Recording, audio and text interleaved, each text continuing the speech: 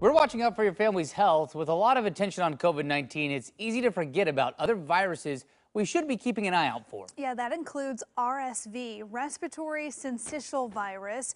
It is a highly contagious disease. It can lead to some dangerous illness in babies. Joining us live to help us raise awareness about this virus is neonatologist Dr. Anna Zimmerman and Dina Rizzo, the parent of an infant with RSV. Good morning. Thank you both for joining us. Hello. Hello. Good morning. So Dr. Zimmerman, I want to start with you. What is RSV and who really is most at risk here? Yeah, so RSV, like you said, is respiratory syncytial virus, and it is a very highly contagious virus that's spread by droplets when you cough and sneeze or through your snot. All infants are usually exposed within the first 2 years of life, and it's the leading risk of hospitalization amongst infants less than 1 year of age. And that means all infants. It's not just our preterm or higher risk infants. All infants are at risk for this. Interesting. And for Dina, so you have an infant with RSV. Can you share your experience and the challenges of that with us? Sure. Winnie was born a full-term healthy baby. She had no existing conditions. And when she was about 10 days old, I noticed some symptoms that were not typical. There was a little bit of wheezing and some discolored mucus. I took her to the pediatrician, and the first question the pediatrician asked was if there was another child in the home that went to school. And the answer was yes. So she gave her an RSV test, and 3 minutes later, the test came back positive, and immediately the tone of the room changed dramatically. And I burst into tears. And it wasn't the diagnosis of RSV that made me cry. It was that I had no idea what RSV was. I had never heard of it. It was completely terrifying. It is terrifying. I mean, listening to you talk about this, Dina, I've never heard of RSV before either. So, Dr. Zimmerman, what are some of the signs and symptoms that people need to be looking out for with this?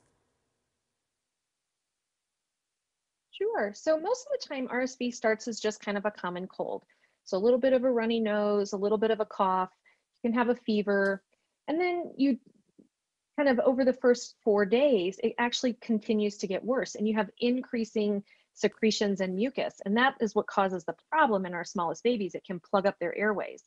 And so when they have difficulty breathing, they also have difficulty eating. So the things that parents really want to look out for to make sure their kid is doing okay is that they're eating appropriately, they're drinking the same amount of milk that they previously had been, they have a normal amount of wet diapers, and that they're not working hard to breathe. And what I mean by that is breathing really, really fast, or you can kind of see their ribs poking out when they're breathing because they're using all their muscles to breathe.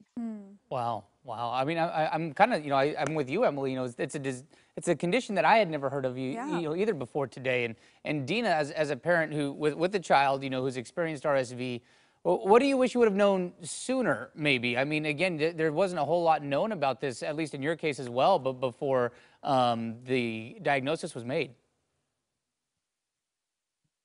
Well, that's exactly the point. I mean, I wish I knew more. I would encourage all caregivers and families to educate themselves on RSV. Go to rallyagainstrsv.com. This can happen to any infant or baby.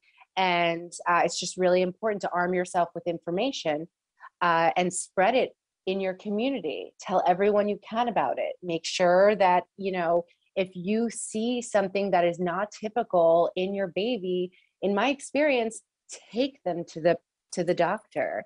Let the doctor tell you that there's nothing wrong so that you have peace of mind. But if you feel something is off, don't wait. Yeah, and in this case, so glad to hear that, a test was able to be done and that Winnie was able to get the treatment she needs. So a warning certainly for other parents out there. Thank you both for joining us to raise awareness about RSV. Of course, October is RSV Awareness Month, so that's why we got to get the message out here right now, and appreciate both of you for joining us for that. Now, if you're interested in learning more about RSV, of course, we can Send you over to the CDC's website for everything you need to know to protect your family. RallyAgainstRSV.com, also another one there as well. Yeah, I mean, just educating yourself is more than half the battle there.